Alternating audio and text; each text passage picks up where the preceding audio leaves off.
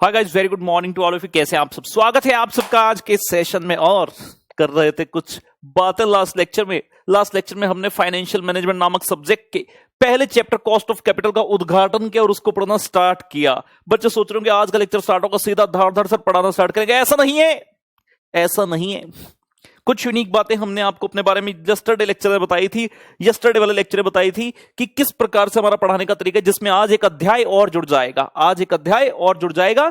हम कोई भी क्लास करने के बाद जब नेक्स्ट क्लास में मिलते हैं, सबसे पहले पिछली क्लास में जो किया था उसका करते हैं रिवीजन, सो दैट एक वार्म अप जैसे आप करते हैं ना एक्सरसाइज, पहले कहा जाता है कि थोड़ा सा वार्म अप कर लीजिए, उसके बाद जो है प्रॉपर एक्सरसाइज कीजिए। सिमिलरली आज का जो लेक्चर है उससे पहले वार्म अप मतलब जो कल के लेक्चर में पढ़ाई की थी।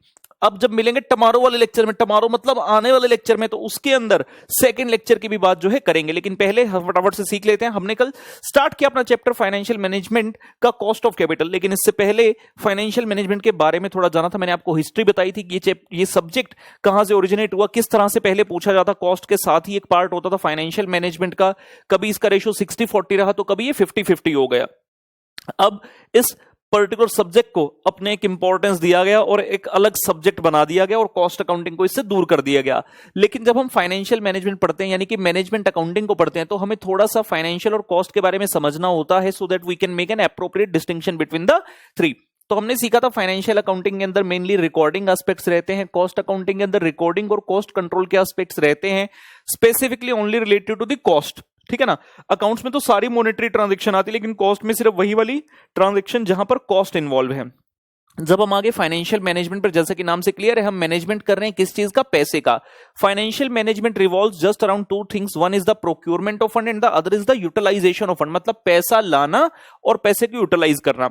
एक बिजनेसमैन के लिए सबसे इंपॉर्टेंट डिसीजंस यही होते हैं, जिसके कारण हमने कहा था कि जो भी पर्सन इन दो डिसीजन के इर्द गिर्द घूम रहा है भैया, वो टॉप मैनेजमेंट के अंदर रहने वाला है, क्योंकि ये डिसीजन को हम मिडिल या लोअर लेवल मैनेजमेंट के लिए नहीं छोड़ सकते हैं। उसके बाद हमने बात की थी कि फाइनेंशियल मैनेजमेंट जो है आपका पूरी बैलेंस शीट से मिलकर बना है। जब हम बैलेंस शीट की लायबिलिटी साइड को देखते हैं, वहां पर सारे जो मोड्स हैं, सारे जो आइटम्स हैं, those are the financing item, जहां से हमारा बिजनेस फाइनेंस है। The sources from which we have procured our fund, जहां से हमने फंड्स प्रोक्यूर किए।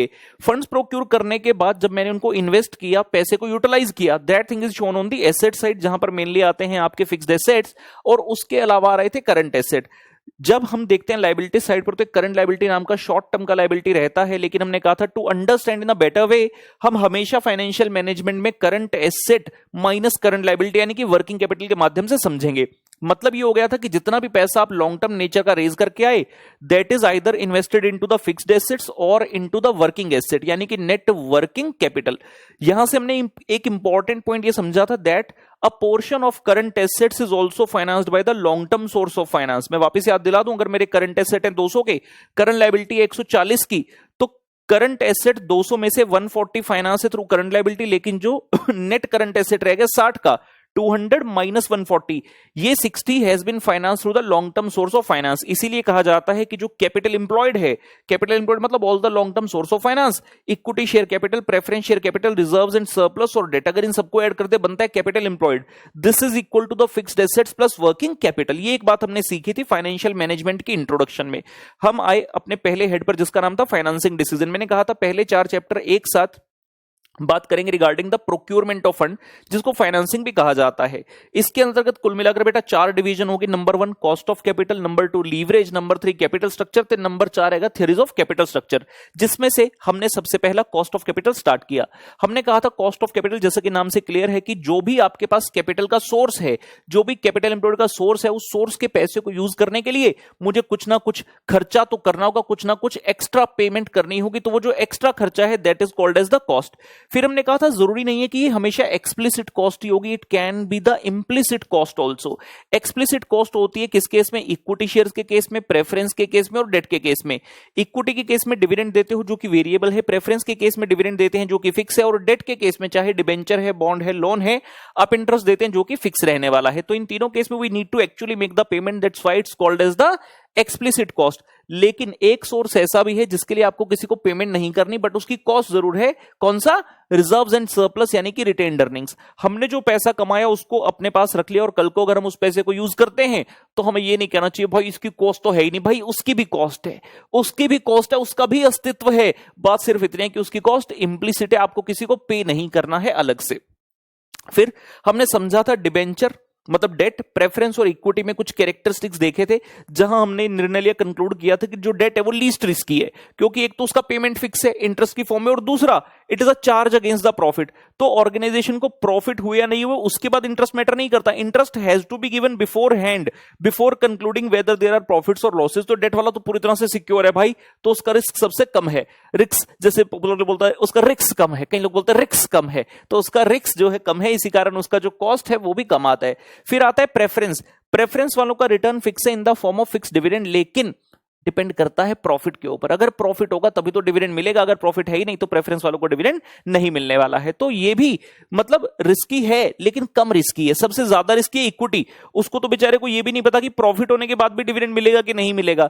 सो इक्विटी सबसे ज्यादा रिस्की, इसलिए सबसे ज्यादा कॉस्ट भी उसी का होता है। प्रेफरेंस थोड़ा कम रिस्की, उसका थोड़ा कम कॉस्ट, और डेट लीस्ट रिस्की तो उसका लीस्ट कॉस्ट रहता है।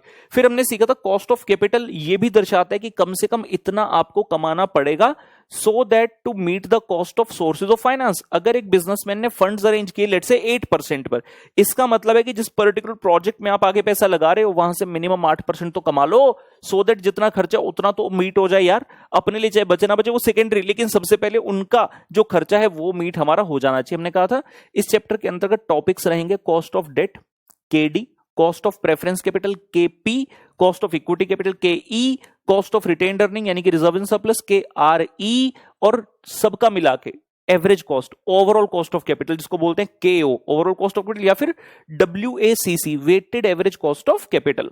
कट ऑफ हमने कहा था इसके कुछ ऑल्टरनेटिव नेम है, cut off rate, hurdle rate, discounting rate, minimum rate of return, etcetera etcetera. आगे आज आइए बढ़ते हैं।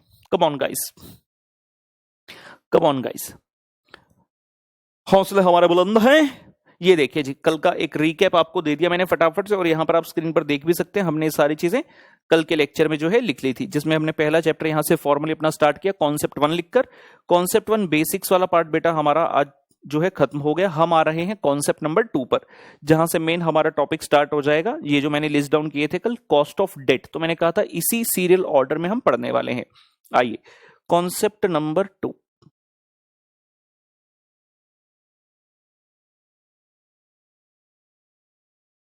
कॉन्सेप्ट नंबर 2 लिखेंगे मेरे साथ दोस्तों। कॉस्ट ऑफ डेट कर रहे हैं जिसके अंदर पहला हेड आ रहा है इररिडीमेबल।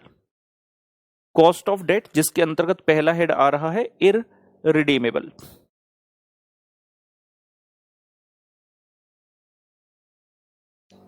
जब कॉस्ट ऑफ डेट पढ़ेंगे इसके अंतर्गत इसके 4-5 कॉन्सेप्ट बनेंगे अलग अलग, जिसमें से सबसे पहला हम कर रहे हैं कॉस्ट ऑफ डेट इररिडीमेबल। सबसे पहले समझना है डेट क्या है, फिर इररिडीमेबल डेट को समझेंगे। डेट का मतलब क्या है? डेट उस सम ऑफ मनी को रिप्रेजेंट करता है जो कि अगर कंपनी के पास आया उसके ऊपर कंपनी को एक फिक्स पेमेंट करनी पड़ेगी इन the form of interest. Date can be in any form, it can be in the form of debenture, it can be in the form of bond, it can be in the form of term loan, किसी भी तरह से हो सकता है।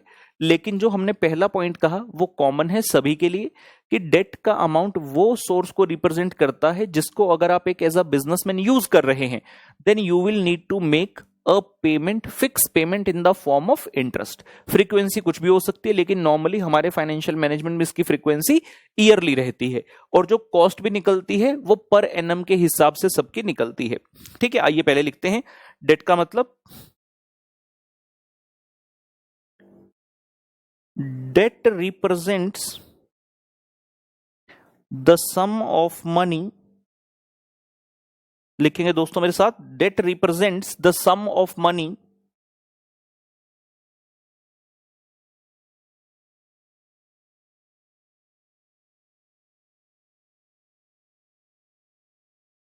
For which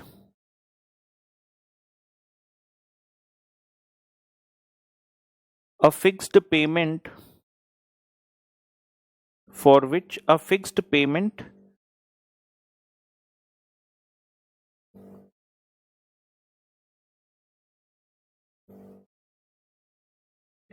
in the form of interest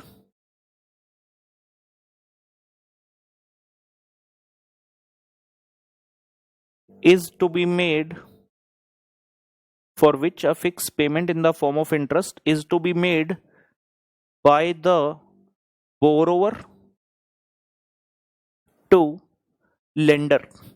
कौन payment करेगा जी? Borrower करेगा। किसको? लेंडर को। बोरोवर कौन देता है? जो उधार ले रहा है। लेंडर कौन है? जिसने उधार दिया है। तो हम क्या कहने की प्रयास कर रहे हैं?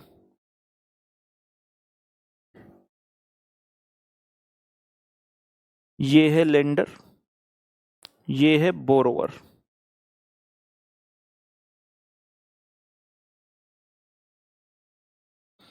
यहां से यहां गया है डेट का अमाउंट, लेंडर ने बोरोवर को दिया और बोरोवर बदले में क्या देगा? बोरोवर बदले में देगा जी इंटरेस्ट इन रुपी। हमारे इस चैप्टर में बोरोवर कौन है? नॉर्मल, ये तो नॉर्मल डेट का बता दिया, उधार पर पैसे देने का सिस्टम बता दिया कि जो देता है वो लेंडर है, जो लेता है वो बोरोवर है। ठीक है ना? हमारे यहां पर बोरोवर कौन है स्पेसिफिकली? हमारे यहां पर बोरोवर है कंपनी। कंपनी पैसा ले रही है। और लेंडर कौन है? इन लोगों को हम डेट होल्डर कह सकते हैं, जिन लोगों ने हमें पैसा दिया है। इन्वेस्टर भी बोल सकते हैं, इन लोगों ने इन्वेस्ट किया है हमारी ऑर्गेनाइजेशन में in the form of debt. Debt holder oblique investor जी। एक बेसिक हम इसके बारे में समझ रहे हैं अभी, और बेहतर तरीके से जानने के लिए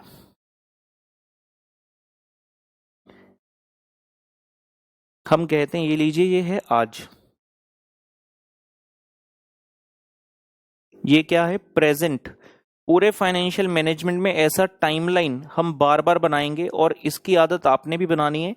बहुत बार ऐसा होगा जब हमारे सामने क्वेश्चंस आएंगे, बड़े बड़े क्वेश्चन, तब हमें सहारा होगा इसी टाइमलाइन का। तो जो आज का पॉइंट है, जो मैंने फर्स्ट पॉइंट मार्क किया, वो है आज। प्रेजेंट, टुडे, कुछ भी बोल सकते हो इसे। आज है, प्रेजेंट है, टुडे है। आज हमने क्या किया? हमने डिबेंचर इशू कर दिए। हम कह रहे हैं डिबेंचर हमने इशू कर दिए जी। कंपनी क्या करेगी? डिबेंचर को इशू कर दिया, मतलब हमने पैसा रेज कर लिया, और बदले में जो सर्टिफिकेट काइंड ऑफ थिंग है, अंडरटेकिंग, वो एक हमने दे दिया। किसको? Person who has invested.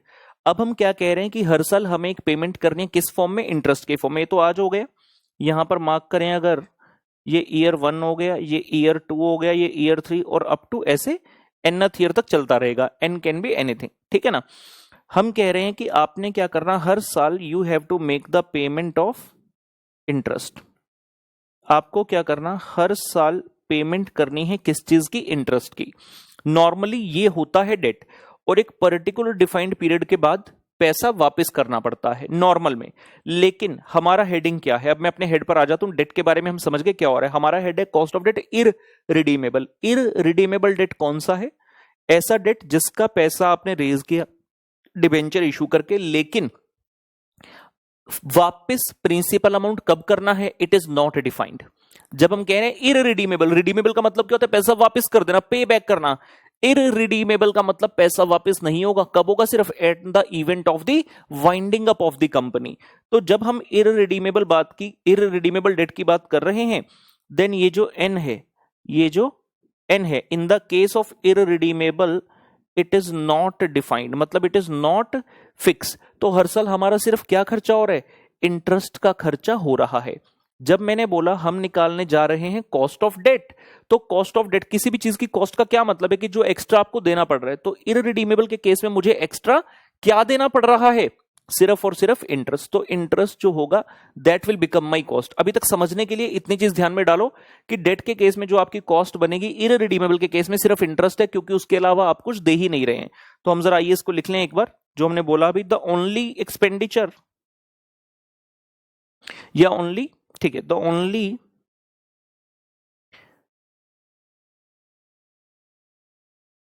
Expenditure in case of irredeemable debt is the interest। Irredeemable के केस में हमारा जो एक्सपेंडिचर है वो एक ही है, जिसका नाम क्या है, इंटरेस्ट है। मतलब इंटरेस्ट इज माई कॉस्ट। लेकिन हमें थोड़ा सा और एनालाइज करना होगा, क्या सचमुच में जो इंटरेस्ट आप पे करते हैं क्या वो कॉस्ट बनता है या नहीं। तो उसके लिए हम छोटा सा एक एग्जांपल बनाएंगे जिसके माध्यम से चीजों को समझेंगे। एक एग्जांपल बना रहे हैं यहां पर।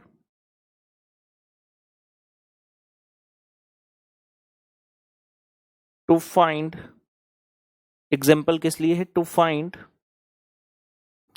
नेट कॉस्ट ऑफ इंटरेस्ट पुत्र। एग्जाम्पल आएगा to find net cost of interest.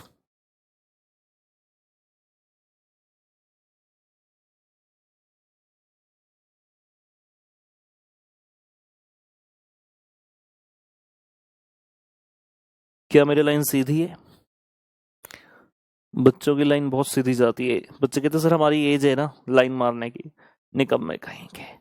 ऐसी बातों में तो बहुत मजा आता है। सर जो दिल की बात कह दी सर आपने, हम भी इसी दौर से गुजरे हैं जानी, लेकिन हम पढ़ाई में ध्यान रखते थे। ऐसे मत कहना घर वालों को, सर भी करते थे हमें भी करने, तो सर नहीं करते भाई, सर सिर्फ पढ़ाई में मशगूल थे। आइए तो हम कह रहे हैं भैया ये क्या है, हम बना रहे हैं एक P&L account to understand the impact of interest. Dummy P&L, let's say by GP 1000 to expenditure या टू एक्सपेंसेस 200। पहले वाले केस में सिर्फ यही खर्चा है, 1000 रुपए का GP, 200 रुपए के खर्चे और टैक्स का रेट है 40%। आपका प्रॉफिट कितना हो गया, 1000 का GP, 200 के खर्चे, नेट प्रॉफिट कितना हो गया 800। तो हम लगाएंगे टैक्स कितने के ऊपर, 800 के ऊपर 40%। मैंने कहा 40% का रेट है, तो 800 का 40% पुत्र 320। तो ये जो नेट प्रॉफिट है कितना आ गया, दिस नेट प्रॉफिट इज 480 रुपी। ये चीज समझ में आ गई। ये पहला P&L था। कंपैरिजन के लिए एक दूसरा P&L बना रहे हैं with small change in the first one. हम कह रहे हैं GP 1000 ही है, by GP 1000 to expenses, expenses 200 ही है। इस बार एक नया खर्चा आ गया इंटरेस्ट का। हम कह रहे हैं इस कंपनी ने क्या किया, डेट इशू कर दिया, जिसके कारण 100 रुपए का इंटरेस्ट P&L में आ गया। आपका प्रॉफिट कितना रह गया, 1000 क्रेडिट में है, 300 रुपया डेबिट में है, 200 और 100 मिलाकर तो कितना रह गया 700 रुपए। 700 रुपए का 40% किया तो ये कितना आया जी 280। और आपका जो नेट प्रॉफिट है वो कितना रह गया, 1000 में से 580 गया, ये रह गया जी 420 रुपए। क्या हम इतनी बात समझ सकते हैं, क्या हम इतनी बात समझ सकते हैं? दो P&L मैंने आपके सामने बनाए। लेफ्ट साइड का जो P&L है that is without interest, right side के P&L में हमने इंटरेस्ट की इंट्रोडक्शन कर दी। आपने इंटरेस्ट कितने रुपए का किया, डेबिट 100 रुपए का। हमने इंटरेस्ट डेबिट किया 100 रुपए का, तो बड़ी सिंपल सी बात है यार, आपकी कॉस्ट 100 रुपए हो गई, मतलब आपका प्रॉफिट 100 रुपए से कम चले जाना चाहिए। लेकिन जब हम इसको कंपेयर करते हैं तो हम ये देखते हैं कि जो प्रॉफिट रिड्यूस हुआ है वो कितने से हुआ है, 60 से। आपका जो प्रॉफिट है पहले था profit reduced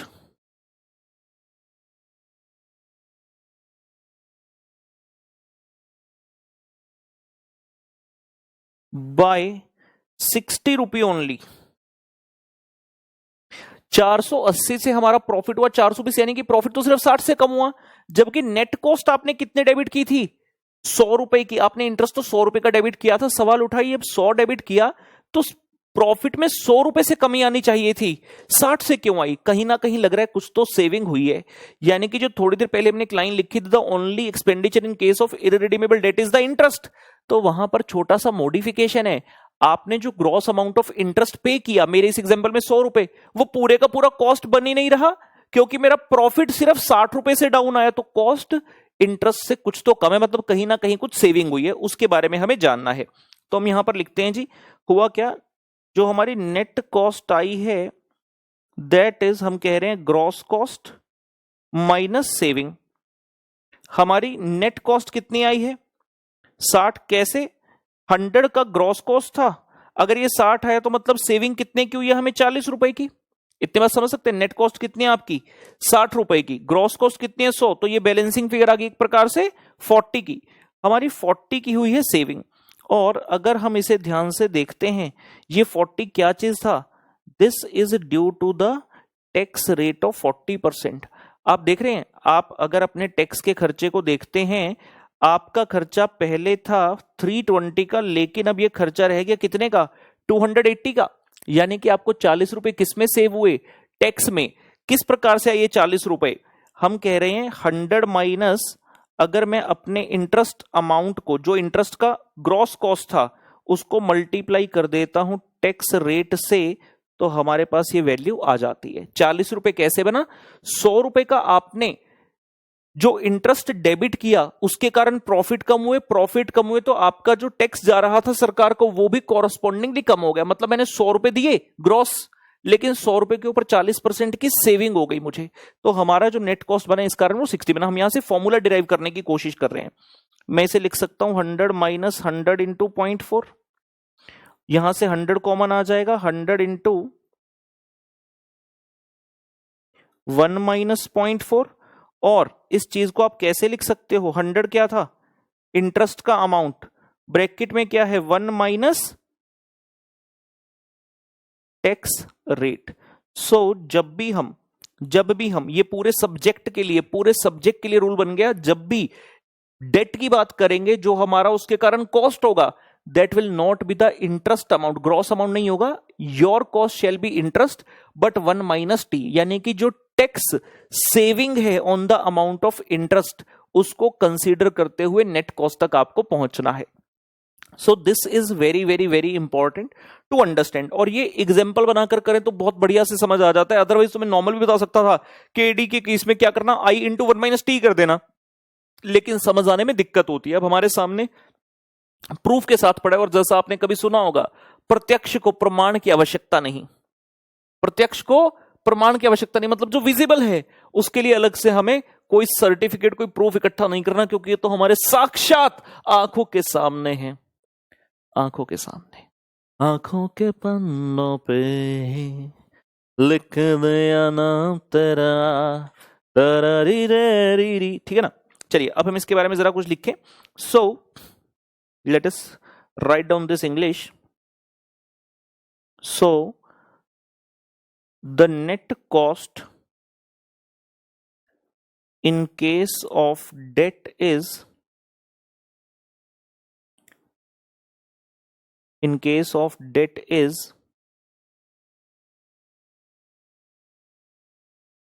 gross interest less tax saving on interest. तो ये हमारा रूल बन गया, कभी भी हम नेट कॉस्ट की बात करेंगे तो it will always be gross interest minus tax saving. ठीक है ना, अब समय आ गया कि हम फॉर्मूला बना ले। मैंने आपको लास्ट लेक्चर में लिखवाया था, cost of debt is represented by short form K D.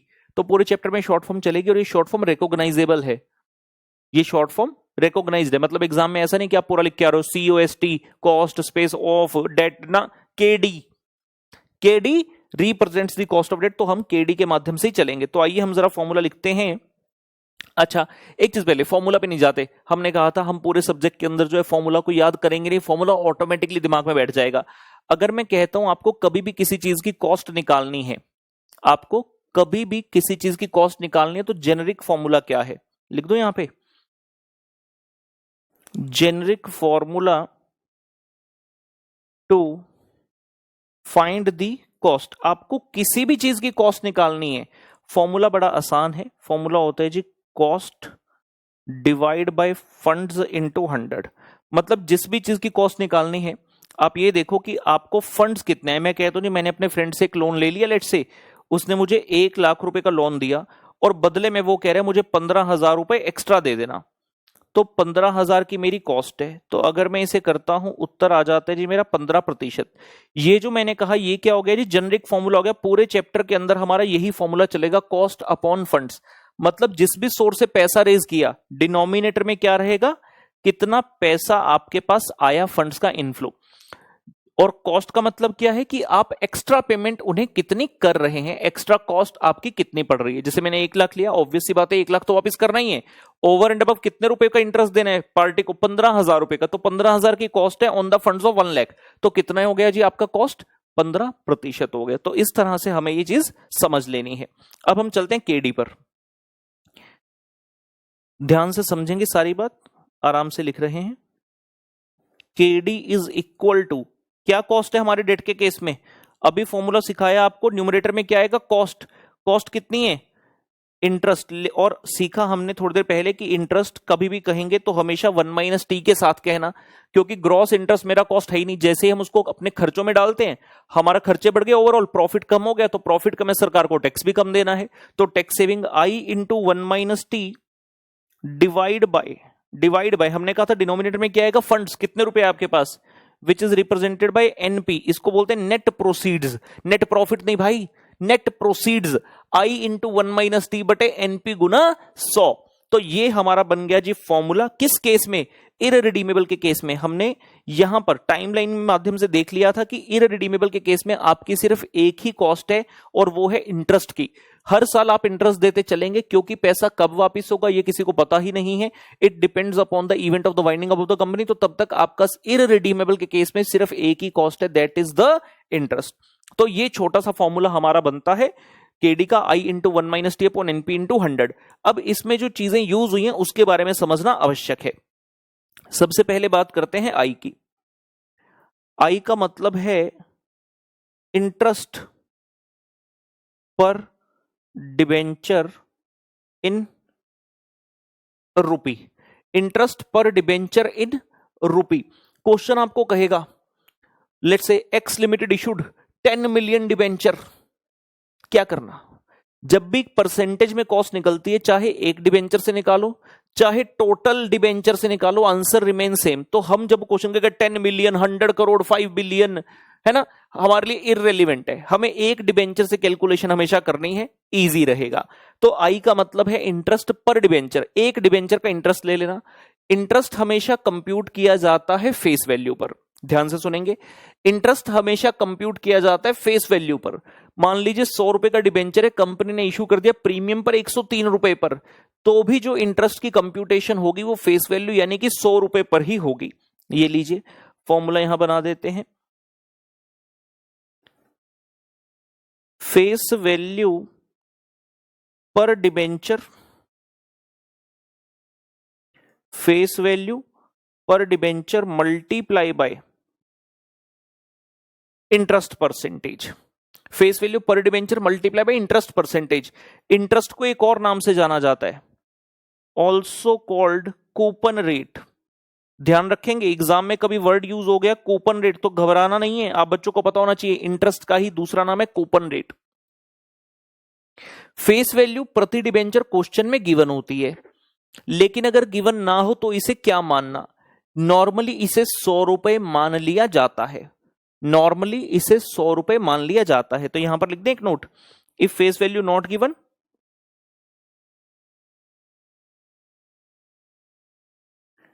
if face value not known comma normally it's assumed to be 100, normally it's assumed to be 100।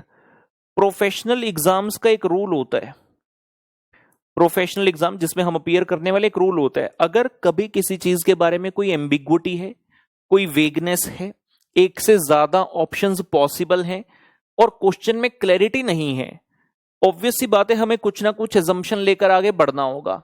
जो भी आप एजम्पशन लेंगे अगर आपने उस चीज को मेंशन नहीं किया तो टीचर के पास पूरी पावर है आपका उत्तर गलत करने की। यानी कि इस एग्जांपल की बात करूं, मान लो क्वेश्चन में डिबेंचर की कॉस्ट निकालनी है, क्वेश्चन ने फेस वैल्यू बताई नहीं, आपको एज्यूम करनी पड़ गई 100, लेकिन अगर आपने उसका नोट नहीं लिखा, आपने ये नहीं लिखा as the question is silent I have assumed it to be 100 rupee, तो टीचर गलत कर सकता है। हो सकता है टीचर 1000 रुपए सोचकर बैठा हो, आपने 100 क्यों लिया? बच्चा कह रहा है सर हम भी 1000 ले लेंगे।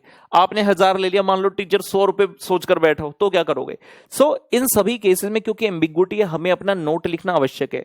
जस्ट कंसीडर सिचुएशन कि आप बन गए जी चार्टर्ड अकाउंटेंट। चार्टर्ड अकाउंटेंट बनने के बाद आपने अपना प्रैक्टिस स्टार्ट किया और एक पर्टिकुलर पार्टी आपके पास आ गई, कहती थी हमारे लिए प्रोजेक्ट रिपोर्ट वगैरह बना दो, हमें फ्यूचर में ये वाला फैक्ट्री लगाने का प्लान है, इतना प्रोडक्शन होगा, ये होगा, वो होगा। आपने सब कुछ बना दिया और आपने ये अजम्पशन नहीं लिखी कि ये सभी चीजें जो मैं कर रहा हूं these are as per the figures given by mister dash to me, कि जो क्लाइंट है उसे ने दी। अगर आप ऐसा ना लिखो तो यही प्रतीत होगा कि ये रिपोर्ट में जो डाटा है वो सारा आपने खुद रिसर्च करके भरा है और आप पकड़े जा सकते हैं। सॉरी, समझने मेरी बात मैं क्या कहने की कोशिश कर रहा हूं? कल को हम किसी क्लाइंट के साथ भी डील करते हैं, अगर कोई पर्टिकुलर पॉइंट के ऊपर क्लैरिटी नहीं है और आप अपनी अजम्पशन से उसे डैश परसेंट करके लिख देते हैं। फॉर एग्जांपल, मान लीजिए आपका कस्टमर किसी ऐसे प्रोडक्ट को स्टार्ट करने जा रहा है जिसके ऊपर गवर्नमेंट ऑफ इंडिया अभी सोच रही है कि टैक्स लगाने की नहीं लगाना, आज तक टैक्स नहीं लगता। आपने जब वो प्रोजेक्ट रिपोर्ट बनाई जहां पर उसकी सारी कैलकुलेशंस के आने वाले 10 साल की प्रॉफिटेबिलिटी निकाली वगैरह वगैरह, आपने उसमें 20% का टैक्स ले लिया एज एग्जांपल के लिए, 20% रेट लेकर कर लिया, लेकिन ये एक महज अजम्पशन थी। तो आपको वहां पर लिखना होगा, in the case of uncertainty we have assumed the taxation at the rate of 20% for the sake of computation। अगर आपने ऐसा नहीं लिखा तब भी आपकी गलती है। तो जब प्रोफेशनल वर्ल्ड में हम इतने सजग रह सकते हैं तो हम इस टाइम पे क्यों नहीं? इस चीज को अपने दिमाग के अंदर बिल्कुल बिठा लो। बच्चे क्या करते हैं एग्जाम में या फिर जब क्लास में सॉल्व कर रहे हैं, होमवर्क सॉल्व कर रहे हैं, बच्चों का एक ही लक्ष्य है, आंसर तक पहुंचना। गलत चीज है, मैं कहता हूं वो लक्ष्य ही नहीं होना चाहिए, गलत है। आंसर तो हर कोई निकाल सकता है। बहुत बार ऐसा भी होता है 10 नंबर का क्वेश्चन आ गया, बच्चे का आंसर ठीक है लेकिन मार्क्स मिले 4, 5, 6, 10 में से 10 मिले ही नहीं। क्यों? क्योंकि जो सूटेबल अजम्पशन थी, जो सूटेबल एक नोट्स बनते थे उस क्वेश्चन के साथ, वो तो आपने मेंशन ही नहीं किए। तो आप मुझे हमेशा देखो कि मैं ऐसी चीजें क्लास में लिखता हूं और मैं अपने स्टूडेंट से ये एक्सपेक्ट करूंगा कि आप हमेशा ये वाली चीजें जरूर लिखें, बिकॉज ये चीजें रोल बहुत प्ले करती हैं एग्जाम में अच्छे मार्क्स दिलाने में। ठीक है, चलिए आगे बढ़ते हैं। इसमें एक बात और कहनी है मुझे, आई का मतलब हो गया इंटरेस्ट पर डिबेंचर, फेस वैल्यू प्रति डिबेंचर मल्टीप्लाई कर दिया इंटरेस्ट रेट से, और इंटरेस्ट को कूपन रेट भी कहा जाता है। मैंने कहा अगर फेस वैल्यू गिवन नहीं है तो आप उसको नॉर्मली 100 मान सकते हो। कई बार केस ऐसा होता है आपको ना मार्केट प्राइस गिवन होता है। इन दैट केस अगर क्वेश्चन में मार्केट प्राइस गिवन है तो आप अपनी फेस वैल्यू को मार्केट प्राइस के आसपास ही मानोगे। आसपास का क्या मतलब है? मान लो क्वेश्चन में कह दिया हमारा डिबेंचर है, इसका जो मार्केट प्राइस चल रहा है वो 98 रुपए चल रहा है, तो 98 के पास वाली फिगर कैसी फिगर जिसमें जीरोस हो, कौन सी है? 100 है, तो आप मानेंगे फेस वैल्यू 100। मान लो क्वेश्चन कहते हैं हमारे डिबेंचर की वैल्यू चल रही है 9 रुपए 40 पैसे, इस केस में फेस वैल्यू मान लेना 10 रुपए की। क्वेश्चन कहते हैं हमारे डिबेंचर की मार्केट वैल्यू चल रही है 995 रुपए, 995 रुपए, उस केस में 1000 मान लेना। बच्चे कह रहे हैं सर, बच्चे माइंड में ऐसा आ रहा है किसी किसी के, मुझे पता है ऐसा थोड़ी होता है सर, ऐसा भी तो हो सकता है फेस वैल्यू 10 और मार्केट प्राइस 995 हो गया हो। Possible only in the case of equity share, possible only in the case of equity share. Equity share की फेस वैल्यू और मार्केट प्राइस में काफी ज्यादा गैप हो सकता है। Reason being, equity shareholder का अधिकार जो है वो सिर्फ कैपिटल पर नहीं है अपने पैसे पर, उसका अधिकार रिजर्व्स एंड सरप्लस भी है। और अगर कंपनी के पास अच्छे रिजर्व्स एंड सरप्लस है तो डेफिनेटली फेस वैल्यू 10 वाली वैल्यू जो है मार्केट में वो किसी भी हद तक जा सकती है। लेकिन it is not true in the case of debt और प्रेफरेंस एक्सेट्रा। वहां पर इतनी ज्यादा गुंजाइश, इतना ज्यादा स्कोप होता ही नहीं फेस वैल्यू और मार्केट वैल्यू के बीच का। तो अगर मार्केट प्राइस गिवन है तो आप उसको फेस वैल्यू के आसपास ही मानेंगे। ये भी लिख देते हैं, if face value not given normally it's assumed to be 100।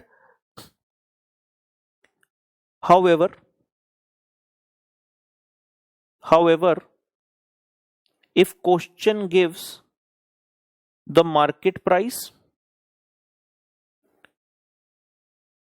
then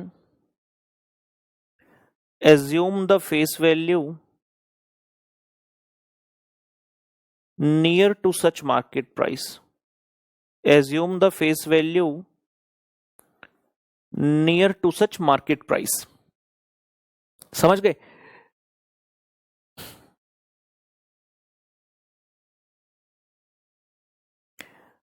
मतलब 10 रुपए है, यहां लिख दें इसके साथ बनाकर, इफ मार्केट प्राइस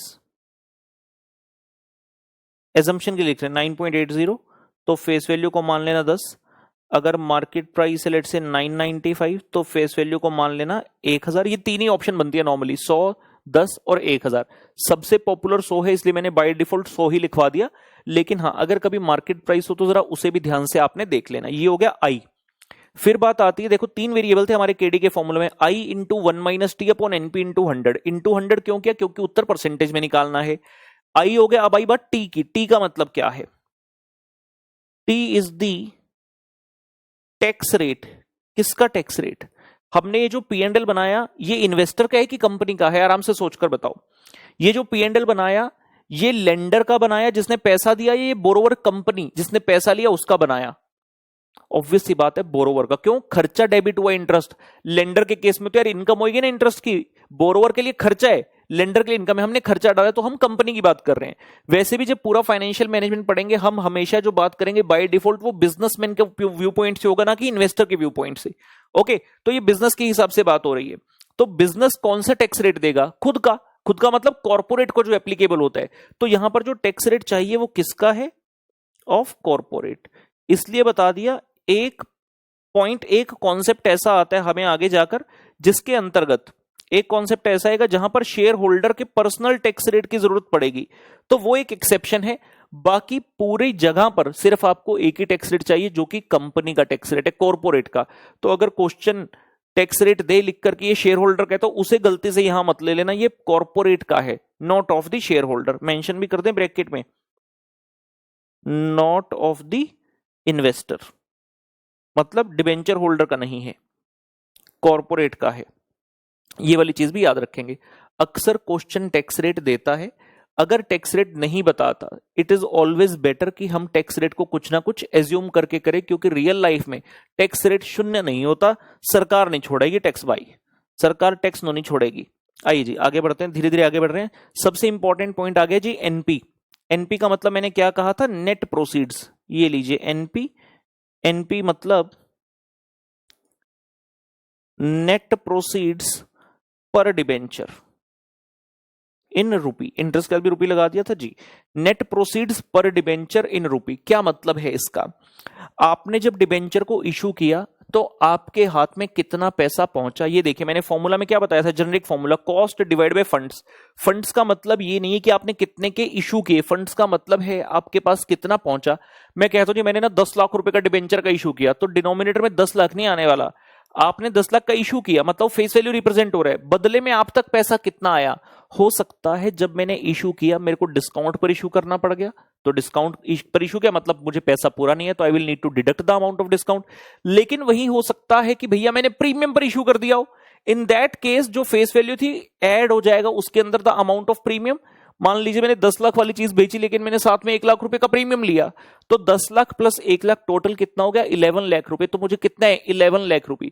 लेकिन आज की डेट में हम देखते हैं कि जब भी कोई कंपनी अपना पब्लिक इशू लेकर आती है, क्योंकि मिनिमम सब्सक्रिप्शन एक्सेट्रा की जो कंडीशन रहती है as per the SEBI requirements, तो आप अपने आप को सेव करने के लिए, सेफगार्ड करने के लिए अंडर राइटर एक्सेट्रा की सर्विसेज लेते हैं। दूसरा, आप ये चाहते हैं कि आपका जो इशू है वो फुल्ली सब्सक्राइब हो जाए, मिनिमम सब्सक्रिप्शन अचीव हो जाए। आप तरह तरह की एडवर्टाइजमेंट करते हो, न्यूज़पेपर में इश्तिहार निकलवाते हो, जो आपके फाइनेंशियल न्यूज़पेपर्स हो गए, इकोनॉमिक टाइम्स एक्सेट्रा, उसके अंदर भी ऐड करवा देते हैं। बेसिकली आप ये चाह रहे हैं कि पब्लिक तक ज्यादा से ज्यादा इंफॉर्मेशन पहुंचे। ये पैसा कहां से कटेगा? ऑब्वियसली जितने रुपए का मैं इशू कर रहा हूं ये उससे संबंधित खर्चे ही तो हैं। सो मेरे पुराने एग्जांपल में मैंने कहा 10 लाख के डिबेंचर थे, मैंने 1 लाख रुपए के प्रीमियम पर बेचे 11 लाख पर, लेकिन जो मुझ तक नेट कॉस्ट पहुंची उस 11 लाख में से मुझे 20,000 रुपए का एडवर्टाइजमेंट करना पड़ गया, 30,000 रुपए अंडर राइटर को देने पड़ गए, तो मुझ तक कितना पैसा बचा? 10,50,000। तो ये जो 10,50,000 है it is the net proceeds. हमें ये सब आइटम एडजस्ट करने के बाद जो फिगर आएगी कि कितना पैसा अपने पास पहुंचा है डेट का, वही फिगर को हमने लेना है। और ये भी फिगर कैसे चाहिए? क्योंकि जो न्यूमरेटर था इंटरेस्ट दैट वाज पर डिबेंचर, तो डिनोमिनेटर में भी क्या चाहिए? पर डिबेंचर। तो हमने इसे लिखा एनपी का मतलब नेट प्रोसीड्स पर डिबेंचर। कैसे निकालना है आइए देखते हैं इसकी कैलकुलेशन। सो हम कहेंगे सबसे पहले लिख डालो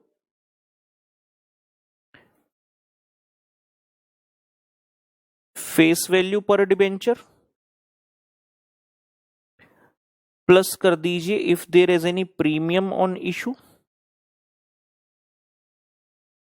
माइनस कर दीजिए if there is any discount on issue, premium और डिस्काउंट को एडजस्ट करने के बाद जो फिगर आती है उसे कहा जाता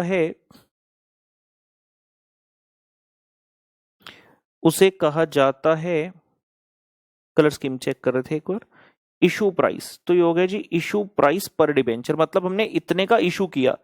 इशू प्राइस मतलब पब्लिक को कितने रुपए का दे रहे हैं हम। मैं कहता हूं मान लो 100 रुपए की फेस वैल्यू थी, what ever the face value was, premium add किया, अगर डिस्काउंट था उसे माइनस किया, और ये नेट वैल्यू आपके पास आ गई इशू प्राइस पर डिबेंचर की। उसके बाद क्या करना, हमने कहा था माइनस करना कुछ चीजें, जैसे कि अंडरराइटर खर्चा, एडवर्टाइजमेंट, इन सबको कलेक्टिवली बोला जाता है फ्लोटेशन कॉस्ट या cost of issue. So minus cost of issue oblique flotation cost. Cost of issue भी बोल सकते हैं, फ्लोटेशन कॉस्ट भी बोल सकते हैं। तो ऐसा करने के पश्चात जो वैल्यू आएगी that is called as the net proceeds energy.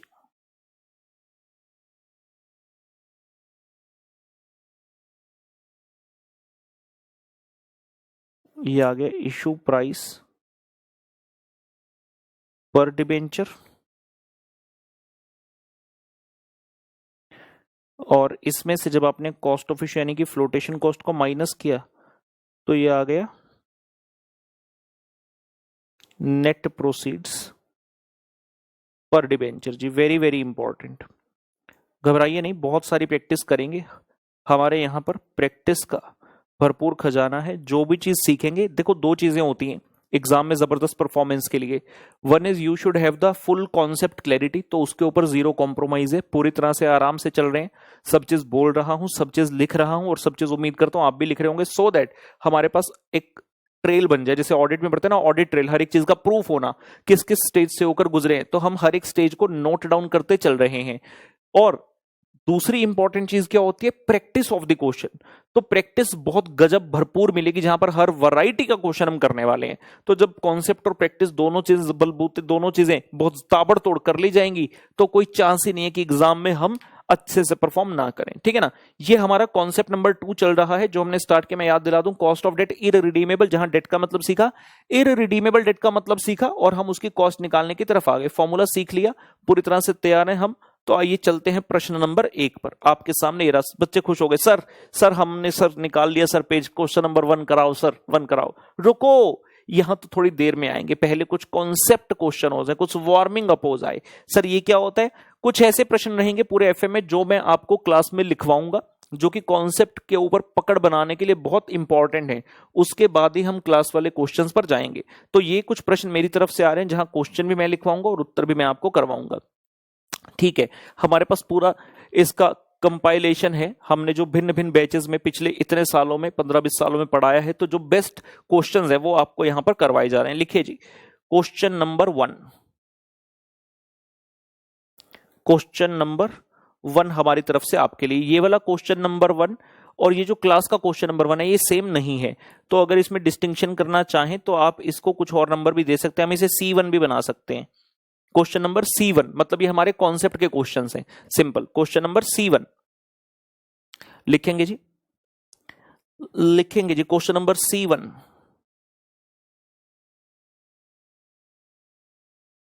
Kapil Dev limited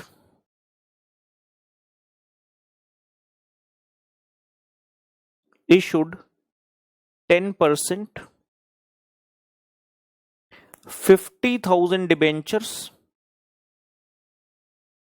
Kapil Dev Limited issued 10% 50,000 debenture puttar of ₹100 each.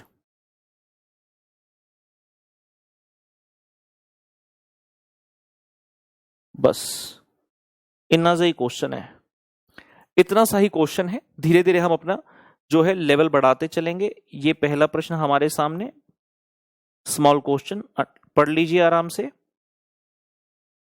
फिर इसके उत्तर पर चलते हैं। Question number C1, Kapil Dev limited issued 10% 50,000 debentures of ₹100 each, find KD. Punjab वाले बच्चे को तो केडी केडी सुन के बड़ा मजा आ रहा होगा। हमारे वहां एक सिंगर है जी, हमारे वहां मतलब पंजाब में, जैजी बी जेडी जांदी जांदी चांजना छनका गई ओ केडी। केडी का मतलब होता है कौन, केडी मतलब कौन। जैसे मराठी में होता है इकडे तिकडे कटे मधे, नहीं कौन का तो मुझे नहीं पता, कुटे मधे इकडे तिकडे तो फिर भी पता, चलिए कोई बात नहीं। हाउ सॉल्यूशन वा, जब भी सॉल्व करना पहले ये देखना क्या ये क्वेश्चन इररिडीमेबल डेट का है। लिखा है डिबेंचर मतलब डेट तो पक्का है, लिखा है डिबेंचर मतलब डेट तो पक्का है, लेकिन इररिडीमेबल है ये कैसे पता चला? अगर क्वेश्चन के अंदर लाइफ के बारे में कुछ भी मेंशन ना हो, लाइफ कितनी है डिबेंचर की इसके बारे में अगर कुछ भी मेंशन नहीं है, मतलब ये इररिडीमेबल है। वहीं अगर इस क्वेश्चन में लिख दिया जाता let's say life 10 year 15 year 20 year whatever कुछ भी लिख दिया जाता, मतलब लाइफ तो फिक्स है, फिर ये भैया इररिडीमेबल थोड़ी हुआ, फिर ये रिडीमेबल हो गया। लेकिन क्योंकि लाइफ मेंशन नहीं है मतलब तुम इररिडीमेबल हो। फॉर्मूला हमें पता है आई इंटू 1 माइनस टी बटे एनपी गुना 100, लेकिन बेलगाम घोड़े की तरह एकदम से फॉर्मूला नहीं लगाना, पहले आई टी एनपी इन सभी चीजों को मार्क करेंगे और उसके बाद आगे बढ़ेंगे। ये लीजिए जी, सबसे पहले आई को फिक्स करते हैं, सबसे पहले फिक्स करते हैं आई को। फॉर्मूला क्या सिखाया था? Face value multiply by interest percentage. Face value कितना है? 100 रुपए। क्वेश्चन है बोला ना कपिल देव लिमिटेड इशूड 10%, मतलब इंटरेस्ट का rate 10%, 50,000 debenture, number of debenture 50,000 है जो हमारे लिए इररिलेवेंट है, of rupee 100 each. Face value है 100 रुपए, face value multiply by interest percentage किया जी, आ गया इंटरेस्ट कितने रुपए? 10 रुपए। उसके बाद आता है टी। क्या टैक्स के बारे में कुछ बताया? नहीं, तो इसको शून्य मान लेते हैं। पहले कुछ क्वेश्चन है बिना टैक्स के करवा रहा हूं कॉन्सेप्ट बिल्ड करने के लिए। एनपी का मतलब होता है नेट प्रोसीड्स, एनपी का मतलब होता है नेट प्रोसीड्स। फेस वैल्यू कितने? 100 रुपए। हमने कहा था प्लस करना प्रीमियम, अगर डिस्काउंट होगा तो माइनस कर देना। क्या यहां पर था? ना प्रीमियम है भैया ना डिस्काउंट है।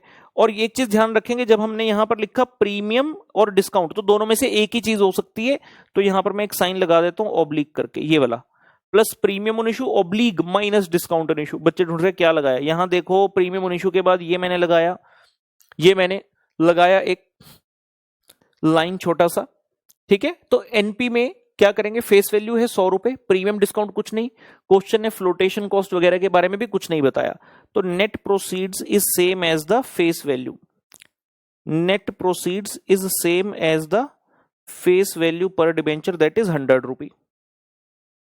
KD the formula I into 1 minus T divide by NP multiply by 100। KD is equal to I into 1 minus T upon NP into 100। इस फॉर्मूला के अंदर भर देते हैं जी। आई कितने सा? 10, 1 minus T that is 1 minus शून्य बटे NP which is 100 multiply by 100। तो ये उत्तर आ गया जी 10%। KD is equal to 10%। Final answer हमारा ये आया, मतलब जितना इंटरेस्ट रेट था सेम टू सेम कॉस्ट आ गया। रीजन क्या रहा? सबसे बड़ा कि आपको कोई टैक्स सेविंग ही नहीं हुई। नॉर्मली जो फर्क पड़ेगा आपका इंटरेस्ट रेट में और फाइनल आंसर में, वो किस कारण होगा? Only and only due to the impact of tax. लेकिन अगर टैक्स है ही नहीं तो जितनी आपकी ग्रॉस कॉस्ट थी वही आपकी नेट कॉस्ट बन जाती है, और नेट प्रोसीड आपकी सेम एज फेस वैल्यू थी, क्योंकि ना हमने कुछ एक्स्ट्रा लिया ना हमने कुछ कम पर अपना इशू किया, और फ्लोटेशन कॉस्ट नहीं थी ऐसा एज्यूम किया गया। तो बिल्कुल बेसिक क्वेश्चन कॉन्सेप्ट को अंडरस्टैंड करने के लिए। अगले प्रश्न पर आएंगे, धीरे धीरे एक एक करते हुए आगे बढ़ेंगे। और जब रजिस्टर में नोट करोगे, मैं बार बार बोल रहा हूं पूरा नोट करना, ये मत सोचना सर तो दूर बैठे हैं सर को क्या पता चलेगा। ठीक है फिर कर लो यार, फिर मुझे क्या लेना है बस। अगर इतनी फ्यूचर की चिंता है फिर मैं क्यों करूं यार, मतलब मैं क्या ही करूं। हमारा, मैंने कल भी यही बोला, हमारा ट्रस्ट का रिलेशनशिप है, विश्वास का रिलेशनशिप है। मैं आपके ऊपर आपने मेरे ऊपर विश्वास किया कि नहीं किया ये बताओ? किया ना? आपने मेरा क्लासेस लिया, आपको विश्वास था कि भाई बंदा बढ़िया है, सीनियर ने रिकमेंड किया है या दोस्तों से सुना है भाई सर की क्लास ले लो नैया पार लग जाएगी। किया ना? विश्वास किया ना? 36 टीचर पढ़े हैं भारत में, आपने मुझे ही क्यों चुना? कुछ तो बात होगी। सेम वे मैं भी ये चाहता हूं, आपने अगर मेरे ऊपर विश्वास किया आप भी इस काबिल बने कि मैं भी आपके ऊपर विश्वास करूं। और मेरा दिल मानता है बहुत सारे बच्चे करते हैं अच्छा, लेकिन जो निकम्मे बीच में 2 दिन बैठे हैं ना, देखो जरा कौन से हैं, तो हाँ तुम्हें ही कह रहा हूं, अच्छे से लिखो। बच्चे क्या करते हैं? सिर्फ इतना, ये बातें मुझे पता कैसे पता है, जब फेस टू फेस बैच बहुत लिया, बहुत पढ़ा है, बहुत पढ़ा है। जब घूमकर देखते ना बच्चों की कॉपी, हम पूरा लिखते थे, बच्चे सिर्फ इतना, हो गया काम खत्म। सर पता है हमें आता है। अरे यार आता तो है, मैं कब कह रहा हूं नहीं आता? तुम्हें क्या लगता है मुझे नहीं आता? मुझे तो तुमसे भी ज्यादा आता है, मैं तो सीधा कैलकुलेटर पर करके 10% लिख देता हूं फिर। फिर तो बात ही कुछ नहीं हुई। लेकिन ना, हमें दो चीजें, नॉलेज है, आपको समझ आ गया, बहुत अच्छी बात। मुझसे ज्यादा खुश इंसान कोई नहीं होगा इस वक्त पृथ्वी पर कि मेरे बच्चे सीधा कैलकुलेटर पकड़ के 10% निकाल रहे हैं। लेकिन बेटा बात यू है, एग्जाम में लिख कर आना पड़ा। एग्जाम में नॉलेज के नंबर नहीं है जब तक हम उस नॉलेज को डिलीवर नहीं कर दे पेपर पर, तो हमने लिखना पड़ेगा। फिर कुछ बच्चे सर लिख देंगे ना पेपर में, बेटा किस तरह लिखागा, पहला घर तो प्रैक्टिस कर ले। मान ले विराट कोहली सचिन तेंदुलकर कह दे हम फर्स्ट क्लास क्रिकेट नहीं खेलते, हम तो सीधा क्रिकेट टीम में इंक्लूड करो, वहीं जाकर चौके छक्के मारेंगे, कोई बात बनी? कोई बात नहीं बनी। पहला प्रैक्टिस तो करनी पड़ेगी, पहला प्रैक्टिस तो करनी पड़ेगी। हरियाणा वाले बच्चे कह रहे यार सर किस तरह हरियाणवी बोल रहे, बोल सका भाई, हम सब बहुत कुछ कर सका। आओ क्वेश्चन नंबर C2 पर चलांगे। Question number C2, question number C2 पर आ गए हैं। C2 लिखिए जी, same as question C1, same as question C1 except that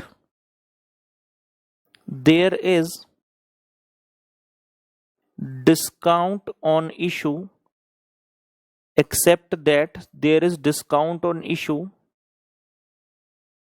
10%।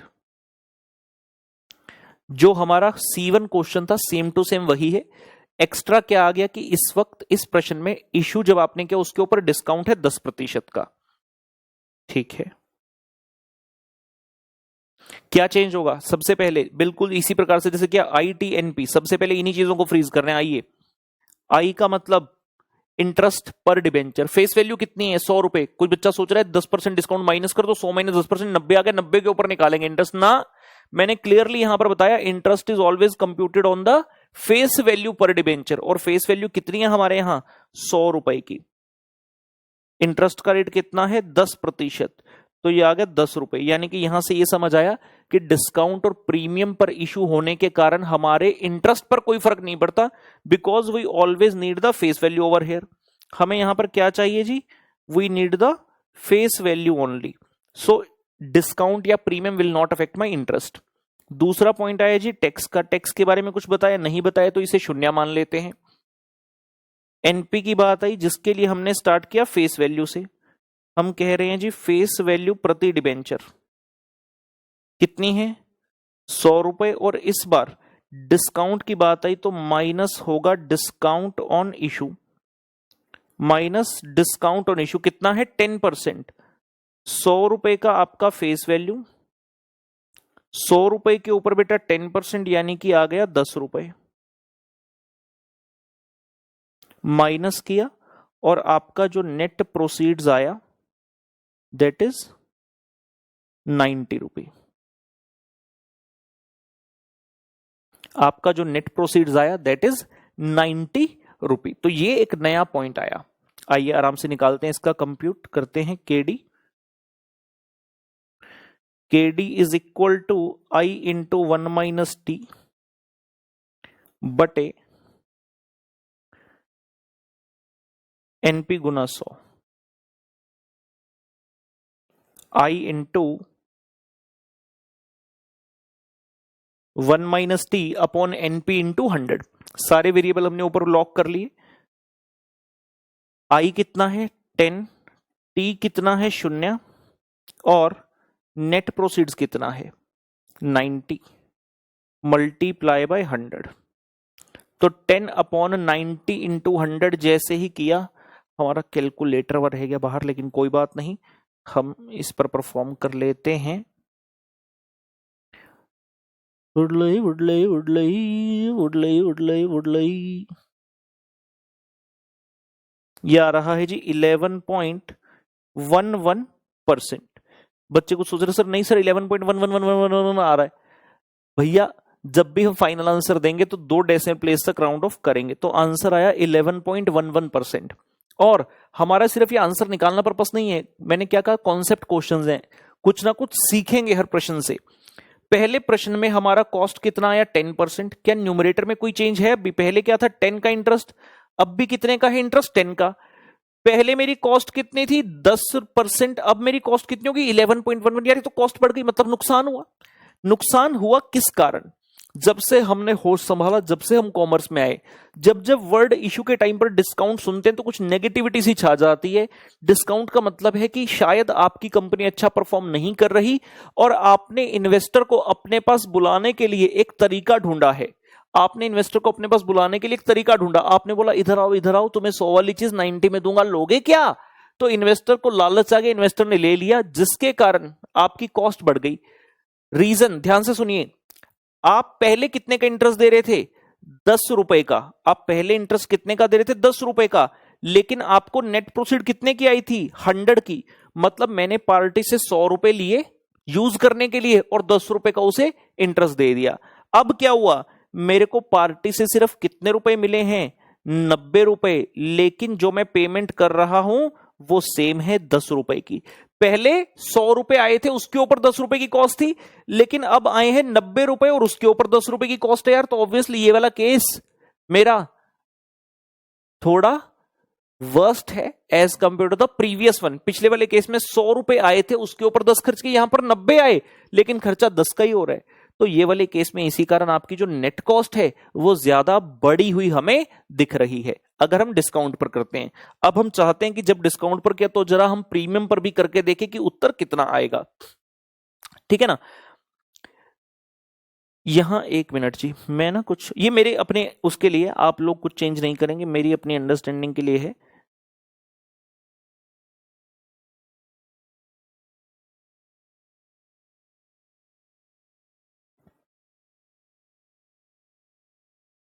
ये लीजिए, हम आगे क्वेश्चन C3 पर। Question number C3 same as question C1 except that there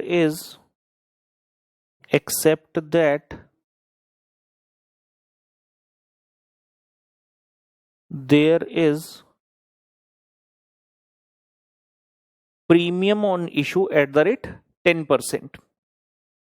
Except that there is premium on issue at the rate 10%. ठीक है जी। Except that there is premium on issue at the rate of 10%। वापिस से क्या करेंगे? सबसे पहले सभी आइटम्स को फ्रीज करेंगे, जल्दबाजी नहीं। अभी कुछ बच्चे सोच रहे हैं 2 क्वेश्चन तो कर लिए, ऐसे तीसरे में क्यों लिखना है? भाई लिखना जरूरी है। जब यहां लिखोगे तभी एग्जाम में लिख पाएंगे। आई का मतलब face value multiply by interest percentage, ये आ गया 10 रुपए। हमने पिछले क्वेश्चन में इसी का डिस्काउंट के होने से फेस वैल्यू पर फर्क नहीं पड़ता, इंटरेस्ट जैसे निकल रहा था वैसे ही निकलेगा। सिमिलरली इस केस में प्रीमियम है तो भी इंटरेस्ट 100 रुपए पर ही निकलेगा फेस वैल्यू पर। टैक्स की बात करें 0 है। नेट प्रोसीड्स की बात करें, we shall start with the face value.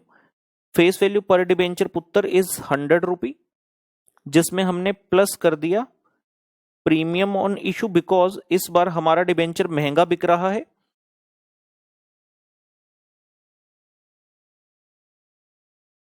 Plus कर दिया जी प्रीमियम ऑन इशू 100 रुपए के ऊपर 10%, ये आ गया जी 110 रुपए का net proceeds. 110 rupee to find out KD I into 1 minus T divide by NP multiply by 100। तो हमारे सामने आ गया जी I है 10, T है 0, net proceeds we just found out which are 110 rupee multiply by 100। तो न्यूमरेटर हमारा सेम है 10 रुपए पहले की तरह, डिनोमिनेटर में है 190।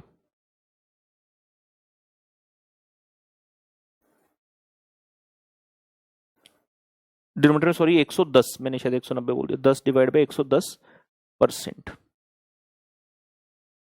ये आ रहा है जी 9.09%। समझ रहे हैं? Are we getting this thing?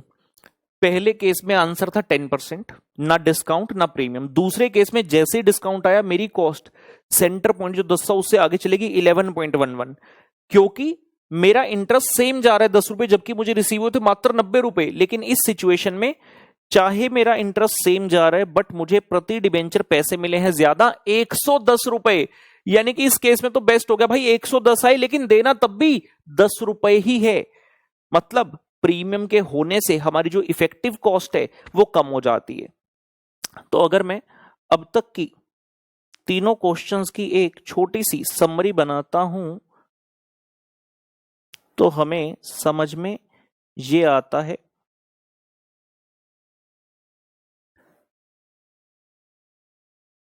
C1, C2, C3।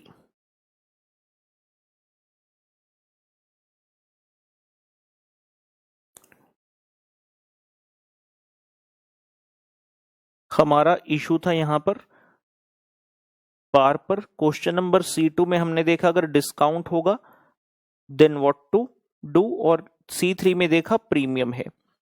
पहले केस में जहां पर हमने पार पर किया हमारी इफेक्टिव कॉस्ट आई 10%, जैसे ही डिस्काउंट आया कॉस्ट हो गई 11.11, और जैसे ही प्रीमियम आया तो ये हो गया 9.09%। तो यहां से हम ये चीज कंक्लूड कर सकते हैं कि पहले 3 प्रश्नों से हमारा मेन मकसद यही समझना था। नोट कीजिए, आगे बढ़ते हैं फिर।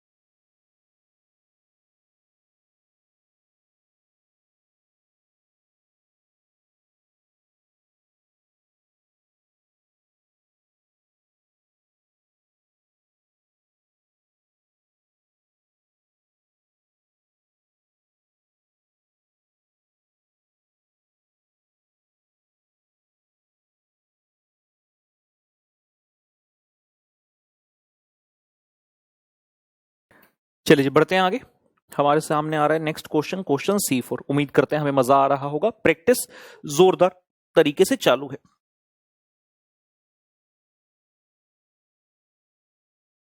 क्वेश्चन नंबर C4, एक प्रश्न, मेरे नाम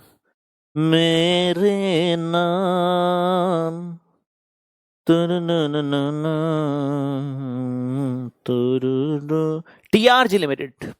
सर टीआरजी क्या है सर? टीआरजी ये स्टेटस, ये चीज, ये बच्चों ने हमें नवाजा है, बच्चों ने हमें कहा सर आप हमारे लिए आरजी राहुल गर्ग नहीं हो, आप हमारे लिए दा राहुल गर्ग हो। तो मैं इस प्यार के लिए नतमस्तक हूं, आभारी हूं आप सभी का। Thank you so much. TRG limited issued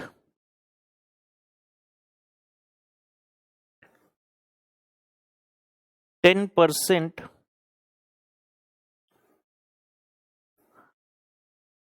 30 lakh debentures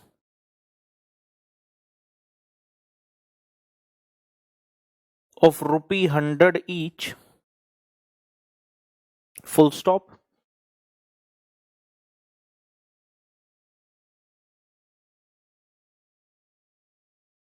Find KD if tax rate is 35%। तो अभी हम क्या करें, टैक्स का भी इंट्रोडक्शन कर रहे हैं और वापस से एक बार देखते हैं कि क्या इंपैक्ट इसका रहता है हमारे केडी पर। So let's start with the solution. सबसे पहले क्या करेंगे बेटा, अब हम जानते हैं आई निकालना है, जिसके लिए क्या करेंगे, फेस वैल्यू प्रति debenture which is given to be ₹100 multiply by interest rate which is 10%। Question में दिया है 3 लाख डिबेंचर, तो सॉरी 30 लाख डिबेंचर। तो इसका क्या रूल है, कोई भी नहीं, हमारे लिए कोई रोल नहीं है। हमने सिंपल सबसे बेस्ट तरीका सीखा है कि पर डिबेंचर के बेस पे कंप्यूटेशन करेंगे। इंटरेस्ट आ गया 10 रुपए। टैक्स की बात करें, दिया है 35% यानी कि 0.35 परसेंटेज को जब भी होगा टैक्स में डिवाइड बाय 100 कर लो, तो 35 डिवाइड बाय 100 मतलब आ गया 0.35। बात आती है एनपी की। क्वेश्चन में कोई डिस्काउंट प्रीमियम किसी प्रकार का नहीं है, तो जो आपकी फेस वैल्यू थी वही आपका सेम टू सेम बन जाएगा। फेस वैल्यू पर डिबेंचर यानी कि 100 रुपए। केडी ਦਾ ਫਾਰਮੂਲਾ ਆਪਾਂ ਲਾ ਦੇਣਾ ਹੈ which is I into 1 minus t ਤੇ ਬਟੇ NP multiply by 100 I into 1 minus t ਬਟੇ NP into 100 ਜਦੋਂ ਆਪਾਂ ਇਹਦੇ ਵਿੱਚ ਫਿਗਰਸ ਭਰ ਦਈਏ 10 into 1 minus 0.35 डिवाइड बाय, क्योंकि डिस्काउंट प्रीमियम कुछ नहीं था, कोई फ्लोटेशन कॉस्ट नहीं, तो सेम एज फेस वैल्यू हो गया और हमारा जो उत्तर आता है that is 6.5%।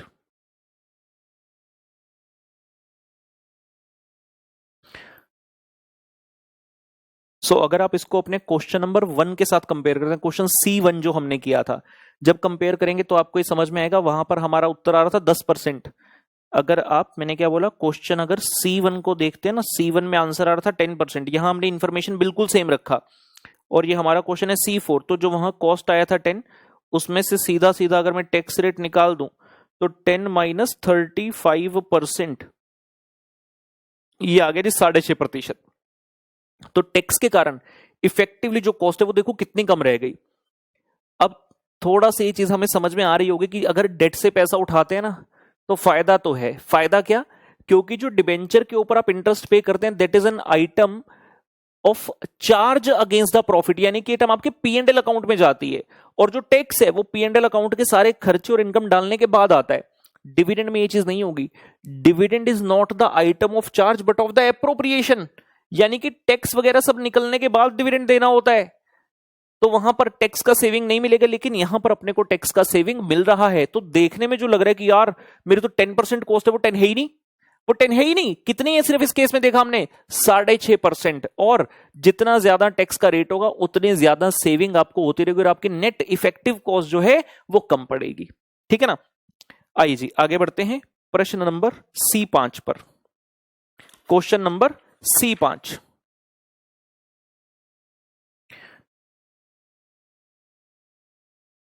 Question C5 same as question C4,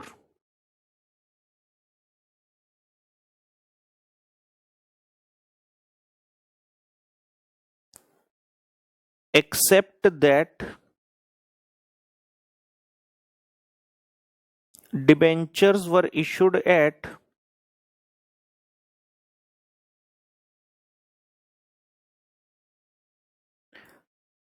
10% discount, except that debentures were issued at 10% discount। ये लीजिए सॉल्यूशन। सबसे पहले आई के ऊपर कोई फर्क नहीं, 100 इंटू 10% बेटा 10 रुपए ही रहेगा। जब आई टैक्स की बात, कितना है? 35%, क्योंकि हमने कहा सेम एज क्वेश्चन C4, तो C4 वाली सारी इंफॉर्मेशन एज इट इज उठकर एक्सट्रैक्ट कर ली। एनपी पर गए, थोड़ी सी अब स्पीड हम डेफिनेटली बढ़ा सकते हैं। फेस वैल्यू पर डिबेंचर है 100 रुपए, लेकिन हमें यहां पर पता चला कि डिस्काउंट पर इशू किए गए, so minus discount on issue. Face value है 100 रुपए, 100 रुपए का 10% डिस्काउंट हो गया।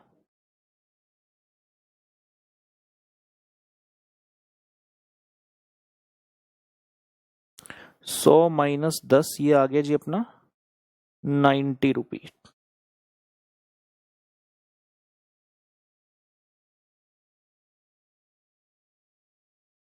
नेट प्रोसीड्स हो गया जी 90 रुपए का। ठीक है, और केडी का फॉर्मूला लगा देते हैं।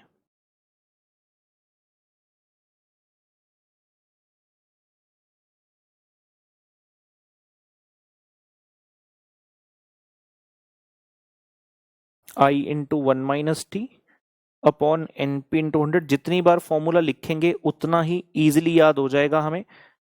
आई कितना था हमारे इस क्वेश्चन में जी? 10, टी है 0.35,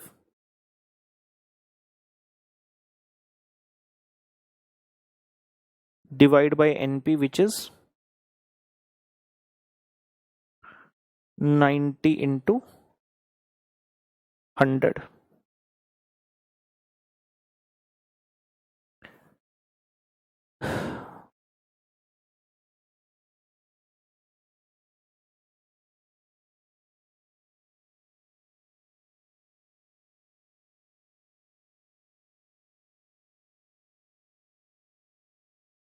ये आ रहा है जी 7.22%। 2 डेसिमल प्लेस तक राउंड ऑफ करना है आपने, 7.22%।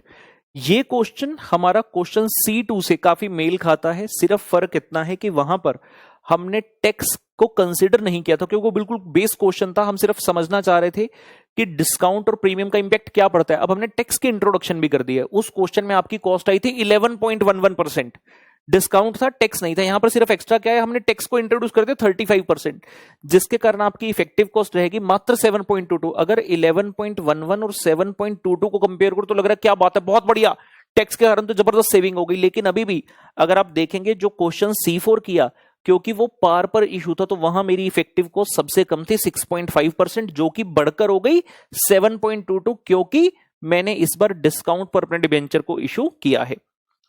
So question C4, question C2 में हमारा आंसर आया था 11.11 और हमने एक्स्ट्रा C5 में क्या किया, टैक्स का इंट्रोडक्शन किया। तो अगर आप इसमें से ये माइनस करेंगे आपका ये 722 ही बन जाएगा।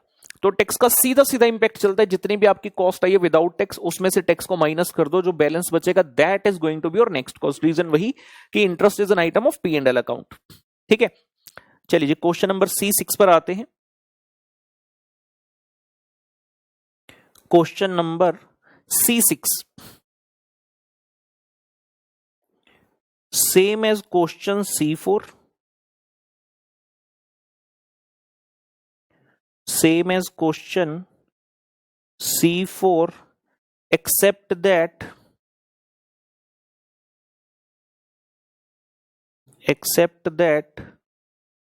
debentures have been issued at 10% premium. ये लीजिए जी solution. Freezing the I, T and NP. I का मतलब face value multiply by interest percentage, T is 35%, and when we talk about NP, face value per debenture बेटा we know is 100 rupee. Face value per debenture पुत्र we know is 100 rupee. ਤੇ ਇਹਦੇ ਵਿੱਚ ਆਪਾਂ plus ਕਰ ਦੇਣਾ ਹੈ premium on issue, ਤੇ ਇਹਦੇ ਵਿੱਚ ਆਪਾਂ ਪਲੱਸ ਕਰ ਦੇਣਾ ਹੈ ਪ੍ਰੀਮੀਅਮ ਔਨ ਇਸ਼ੂ। ਕਿੰਨੇ ਰੁਪਏ, 100 ਰੁਪਏ ਦਾ 10%, 10 रुपए। ਇਹ ਆ ਗਿਆ ਸਾਡਾ 110 रुपए। ਇਹ ਆ ਗਿਆ ਜੀ ਪੁੱਤਰ 110 रुपए। ਕਿਹੜੇ ਦਾ ਆਪਾਂ ਫਾਰਮੂਲਾ ਪਾ ਦਈਏ,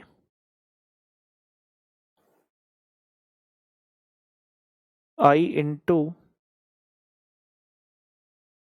1 माइनस टी बटे NP गुना 100।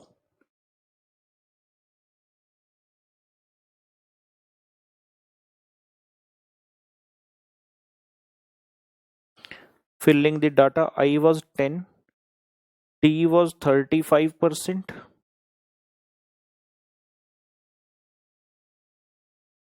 ਤੇ NP ਹੈਗਾ 110 रुपए। 6.5/110% जी, क्या बात है जी। प्रीमियम बढ़ा। अब देखो ध्यान से please everybody on the screen, आपके पास वैल्यू आ रही है 5.9090, ऐसे कुछ चल रहा है 909090। मैंने क्या बोला, 2 डेसिमल प्लेस तक राउंड ऑफ करना। कुछ बच्चे क्या सोचेंगे 2 मतलब ये 5.90 तक होगा, तो 5.90 आंसर। जब भी 2 डेसिमल प्लेस तक राउंड ऑफ करना, तीसरे वाले को जरूर देखना। अगर ये वाली value greater than equal to 5 है, तीसरा decimal greater than equal to 5 है, तो आपने सेकंड डेसिमल में एक ऐड कर लेना। तो यहां 5.90 था, हम इसको क्या कहेंगे 5.91, ये 5.91 बन जाएगा।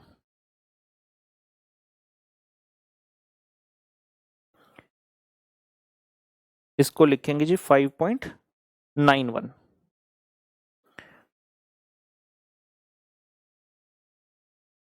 सो this question is similar to our C3। C3 जो क्वेश्चन हमने किया था उसमें उत्तर कितना आया था याद है, आई गेस इट वाज 9.09%। तो हमारा जो C6 अभी हमने किया that was similar to that, except that the tax, तो इसमें से अगर मैं 35% माइनस कर दूं, 9.09 माइनस 35%, बिल्कुल जी हमारा यही आ रहा है उत्तर, जो भी आया 5.91%। तो टैक्स के कारण हमने यहां पर मेन ये देखा कि ग्रॉस कॉस्ट पिछला जो किया 1, 2 और 3, वहां पर समझा था डिस्काउंट और प्रीमियम का इंपैक्ट, बिना डिस्काउंट प्रीमियम के आंसर था 10, जैसे डिस्काउंट आया 11.11, प्रीमियम आया तो 9.09। यहां हमने टैक्स का इंपैक्ट देखा कि अगर टैक्स होगा तो आपके ऊपर बहुत ज्यादा फर्क नहीं पड़ेगा, लेकिन फर्क जरूर पड़ेगा। जैसे हमने यहां पर क्वेश्चन नंबर C4 किया, सबसे पहले हमारा आंसर आया 6.5, C5 में हमने डिस्काउंट को इंट्रोड्यूस किया, हमारी नेट कॉस्ट बढ़कर 7.22 हो गई, जबकि C6 में हमने देखा कि हमें फायदा किस चीज का मिला, प्रीमियम पर इशू करने का। प्रीमियम पर इशू करती हमारी जो नेट कॉस्ट थी वो हो गई 5.91% ओनली। रीजन कि आपने जब प्रीमियम पर इशू किया आपके पास पैसे आए ज्यादा, मतलब अपने बिजनेस में लगाने के लिए I received the funds of 110, जबकि कॉस्ट मुझे वही देनी है जो मुझे डिस्काउंट के केस में देनी थी और जो मुझे प्रीमियम, जो मुझे पार के केस में देनी थी। तो फायदा हमें मिला है एक्स्ट्रा इनफ्लो ऑफ फंड्स के कारण। तो ये बेहद इंपॉर्टेंट है, चीजें देखने में लग सकता है कि छोटी हैं, करने में आसान है, लेकिन इनके पीछे जो लॉजिक्स छुपे हैं those are very very important जी। क्वेश्चन C6 हमने कर लिया। मैं देखता हूं अगला क्वेश्चन आपको कौन सा करेगा। बड़े ही स्ट्रेटेजिकली हमें चलना है, सट्रेटेजिकली। ये लीजिए जी, प्रश्न नंबर C7 आपके सामने आता हुआ। क्वेश्चन नंबर C7,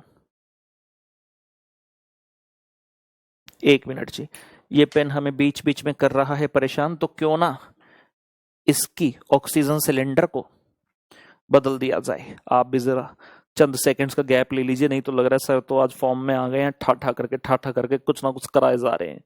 करना तो पड़ेगा, करना तो पड़ेगा। ये लो जी,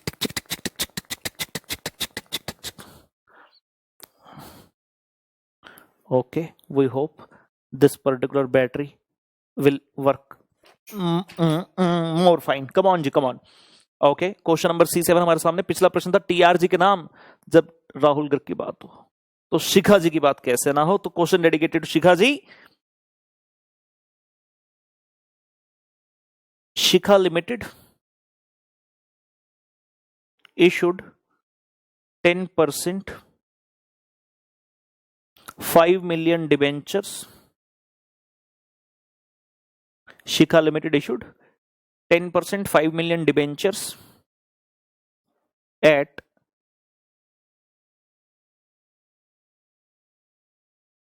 10% discount.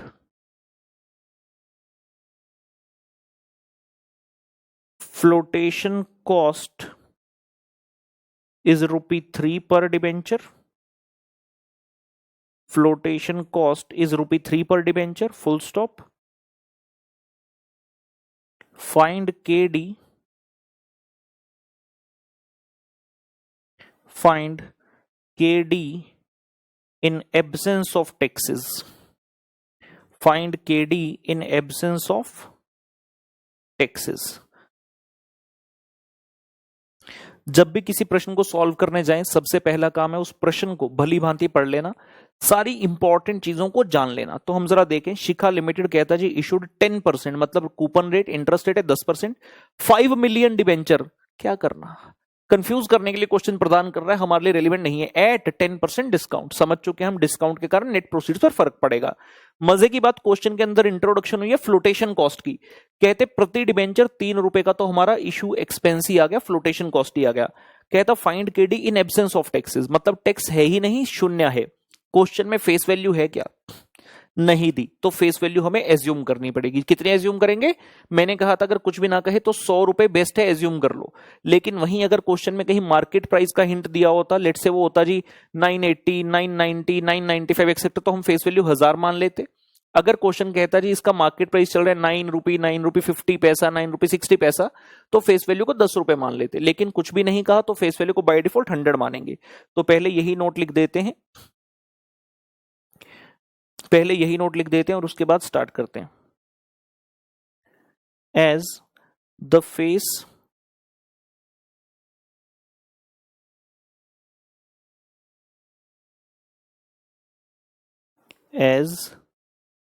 The face value of a debenture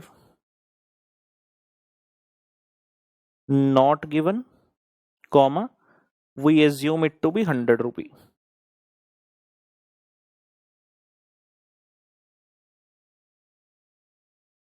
we assume it to be 100 rupee. 100 रुपए मानकर स्टार्ट करते हैं। सबसे पहले इंटरेस्ट की कंप्यूटेशन, फेस वैल्यू 100 रुपए, इंटरेस्ट का रेट पुत्र 10% है, आ गया जी 10 रुपए। टैक्स के बारे में कुछ नहीं बोला। एनपी की बात करें, so we are provided with the face value which we have assumed 100 रुपए, minus there is discount at the rate of 10% which is 10 रुपए। ये हो गया जी आपका इशू प्राइस 90 रुपए। इसको कह देंगे तुम कौन हो, इशू प्राइस पर डिबेंचर 90 रुपए। लेकिन यहां पर आपको दिया है flotation cost. Flotation cost is provided 3 rupee. So when we deduct this flotation cost also, we get the net proceeds which is 87 rupee. Very important जी। तो इस क्वेश्चन के साथ ही हम फ्लोटेशन कॉस्ट का पॉइंट समझने के लिए स्टार्टिंग कर रहे हैं। 90 रुपए में मैंने इशू किया, 100 रुपए की चीज थी, पहली 10 का डिस्काउंट देना पड़ा 90, लेकिन इस बार तो मुझ तक 90 पहुंचे ही नहीं क्योंकि फ्लोटेशन कॉस्ट 3 रुपए लग गए मेरे प्रति डिबेंचर। तो 87 ही फंड्स मेरे हाथ में पहुंचे हैं। हमें जितना लॉजिक सीखा है उससे ये क्लैरिटी आ जानी चाहिए यहां तक पढ़ने के बाद ही कि आपको खर्चा सेम 10 रुपए हो रहा है इंटरेस्ट का, लेकिन पैसे हाथ में कितने हैं, मात्र 87। तो यहां पर कॉस्ट अपनी बहुत ज्यादा जाने वाली है, यहां पर कॉस्ट ज्यादा जाने वाली है। तो KD is equal to I into 1 minus T upon NP multiply by 100, which is further equal to 10 into 1 minus 0 divide by net proceeds which are 87 multiply by 100. So 10 divide by 87%, 11.494, तो 11.49% is the answer. जितने भी अब तक cases किए सबसे ज्यादा cost इसी में है। Reason flotation cost along with the discount. Reason है flotation cost along with the discount. Note कर लीजिए, फिर अगले प्रश्न पर जो है चलते हैं।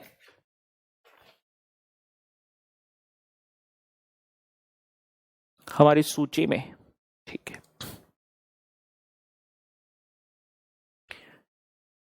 ये हमारा हो गया क्वेश्चन नंबर C7 जी। हमारे आगे क्वेश्चन नंबर C8 पर।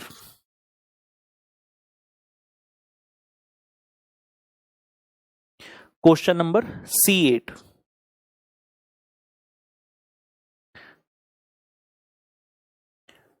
RSA limited issued 10%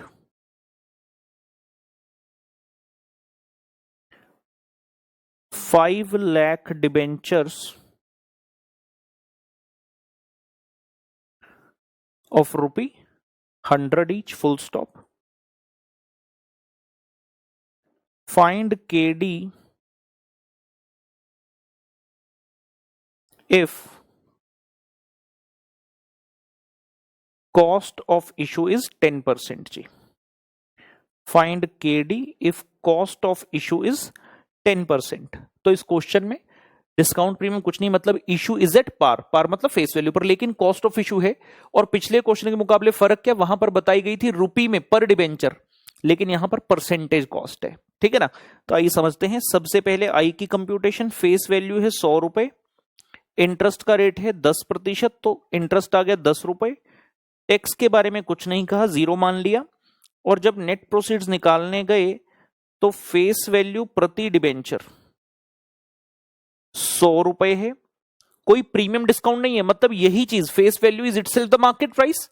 issue price, I can say issue price कितना है, सेम 100 रुपए, लेकिन पब्लिक से तो 100 लिया, बट मेरा अलग से खर्चा हो गया कॉस्ट ऑफ इशू का। So minus there is cost of issue.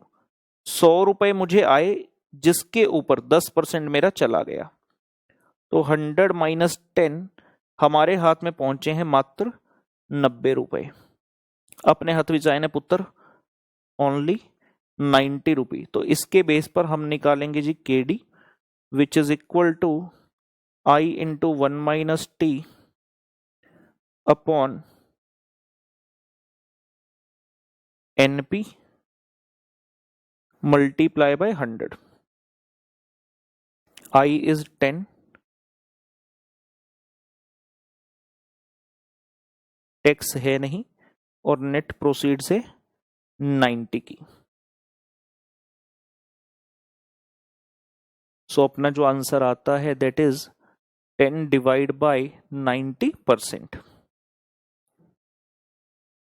We get the answer as 11.11% जी। कंप्लीट करिए यहां तक। तुम मेरे जाना कभी नहीं जाना, इश्क मेरा दर्द मेरा है, आशिक तेरा भीड़ में खोया रहता है, जाने जाना पूछो तो इतना कहता है। चलिए जी, हमारा हुआ क्वेश्चन नंबर C8। हम जरा आ रहे हैं क्वेश्चन नंबर C9 पर।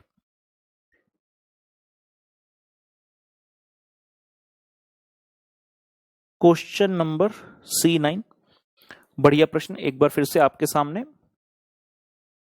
मुझे खाने भी पसंद है, ठीक है। भटूरे लिमिटेड, क्या बात है जी, मुंह विच पानी आ गया। Bhature limited issues, good question. Bhature limited issues rupee, एक बार मैं रुपी चेक कर लूं कि नहीं बने। Yes, rupee 50 lakh 10% debentures of rupee 100 each. समझ में आया क्या हुआ? भटूरे लिमिटेड इशूड रुपी 50 लाख, मतलब टोटल जो इशू है वो कितने रुपए का? 50 लाख रुपए का। डिबेंचर है 10% वाला, और एक डिबेंचर की फेस वैल्यू 100 रुपए। Full stop. अच्छा, फुल स्टॉप मत लगाओ, ईच के बाद लगा दो at 10% premium, at 10% premium, full stop. Flotation cost is rupee 50,000, find KD. Very very important, बच्चों को परेशान करने वाला ये पॉइंट। हमने जैसे ही स्टार्ट किया हमने कहा कि भैया केडी जो है हमेशा पर डिबेंचर के हिसाब से निकाल लो, जिसमें इंटरेस्ट भी पर डिबेंचर चाहिए, टैक्स तो रेट आएगा, और नेट प्रोसीड भी पर डिबेंचर चाहिए। लेकिन यहां क्वेश्चन खेल के कहता फ्लोटेशन कॉस्ट इज 50,000 रुपए। ऑब्वियसली एक डिबेंचर की नहीं, उसने टोटल बता दिया कि भैया 50 लाख रुपए का इशू है, तो हमारी टोटल फ्लोटेशन कॉस्ट आई है 50,000। अब इस केस में करें कैसे? तो हमारा जो मेन पॉइंट था, जो बेसिक था, वो सेम रहेगा कि हमें पर डिबेंचर कंप्यूटेशन करनी है। सबसे पहले आते हैं आई पर, एक एक करते हुए आगे बढ़ेंगे। 100 रुपए की फेस वैल्यू, 10% द इंटरेस्ट जी 10 रुपए, कोई दिक्कत ही नहीं हैगी। टैक्स के बारे क्वेश्चन है, दस्या कुछ नहीं। जे अदापा एनपी ते आए, सब तो पहला फेस वैल्यू पर डिबेंचर जड़ी हैगी है 100 रुपए। क्वेश्चन ने क्या है? You issued at premium plus premium eight the rate 10%, 10 रुपए। तो टोटल हो गया जी 110 रुपए। ये क्या हो गया? इशू प्राइस पर डिबेंचर। इशू प्राइस पर डिबेंचर हो गया पुत्र 110 रुपए। हमें ये पता है फ्लोटेशन कॉस्ट तो है, माइनस तो कुछ ना कुछ होकर रहेगा, कितना और कैसे बस वही ढूंढना है। हमें क्या करना है? When we have to deduct, हमें करना है फ्लोटेशन कॉस्ट पर डिबेंचर। जब हमने थोड़ी देर पहले एक प्रश्न किया था यहां पर, तो फ्लोटेशन कॉस्ट बाय डिफॉल्ट पर डिबेंचर ही थी ना, 3 रुपए। यहां बताया था फ्लोटेशन कॉस्ट 3 रुपए पर डिबेंचर है, तो आसानी से माइनस कर दिया। लेकिन अब हम फंस गए, हमें फ्लोटेशन कॉस्ट टोटलिटी में पता है, तो क्या होगा? हम मोहताज थोड़ी हैं प्रश्न के, हम खुद से इसे पर डिबेंचर में कंप्यूट कर सकते हैं। यार बड़ी सिंपल सी बात है, अगर हमें दिख रहा है फ्लोटेशन कॉस्ट पर डिबेंचर, क्या लगता है इसका फॉर्मूला क्या बनेगा? अगर पर डिबेंचर में निकालना हो तो मैं क्या कहूंगा? total flotation cost, I will say total flotation cost divide by total number of debenture. इतनी बात तो समझते हो? अगर मैं टोटल फ्लोटेशन कॉस्ट को टोटल नंबर ऑफ डिबेंचर से डिवाइड कर दूं तो फ्लोटेशन कॉस्ट पर डिबेंचर आ गई। बड़ी सिंपल सी बात। टोटल फ्लोटेशन कॉस्ट क्वेश्चन में कितनी गिवन है आपको? 50,000। मुझे इसे डिवाइड करना है टोटल नंबर ऑफ डिबेंचर से। सवाल उठा टोटल नंबर ऑफ डिबेंचर कितने हैं? सवाल उठा टोटल नंबर ऑफ डिबेंचर कितने हैं और कैसे आएंगे? इसकी कंप्यूटेशन कहां करें? यहां कर दूं? ठीक है, यहां कर देते हैं। छोटा सा एक नोट, आपका टोटल अमाउंट ऑफ डिबेंचर कितना है? 50 लाख रुपए जितने का आपने इशू किया, और एक डिबेंचर की फेस वैल्यू कितनी है? 100 रुपए। तो आपके जो टोटल नंबर ऑफ डिबेंचर हैं दैट इज 50,000। समझे क्या? ध्यान से देखिए, आपने टोटल इशू किया 50 लाख रुपए डिबेंचर का और एक डिबेंचर है 100 रुपए, तो नंबर ऑफ डिबेंचर कितने होंगे? 50 लाख डिवाइड बाय 100 जो कि आ गया 50,000। इस 50,000 को यहां पर रखूंगा और ये आया 1 रुपए। तो फ्लोटेशन कॉस्ट पर डिबेंचर जो I that is 1 rupee, that is 1 rupee. और ये हमारी वैल्यू आई जी finally 109। So very important point. Even if the flotation cost is given in totality, we can take it to flotation cost per debenture जो कि आ रहा है 109 रुपए। Finally formula लगाएंगे जी, KD is equal to I into 1 minus T divide by net proceeds multiply by 100, where I is 10, there is no tax, but yes, there is a net proceeds of 109 rupee. Multiply by 100. 10 divide by 109%. ये आ रहा है जी 9.17%। मैंने tax rate लिखाया तो नहीं था? नहीं लिखाया था, ठीक है। ये लीजिए 9.17। नोट कर लेंगे इसे, काफी कुछ है इस प्रश्न में।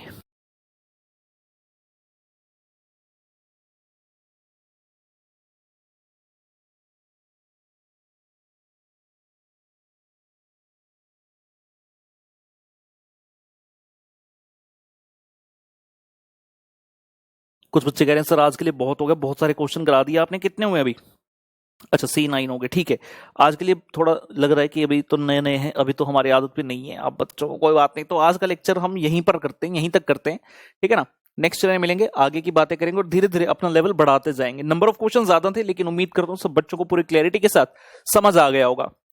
अभी होमवर्क नहीं है, कुछ दिन पहले काम कर लें, प्रोबेबली आपको कल होमवर्क मिलेगा। आज अभी नहीं है, आज सिर्फ जितना किया उसी को एक बार आप अच्छे से रिवाइज कर लेंगे, ठीक है ना। तो आज का लेक्चर करते हैं समाप्त, मुलाकात करेंगे आपसे अगले सेशन में।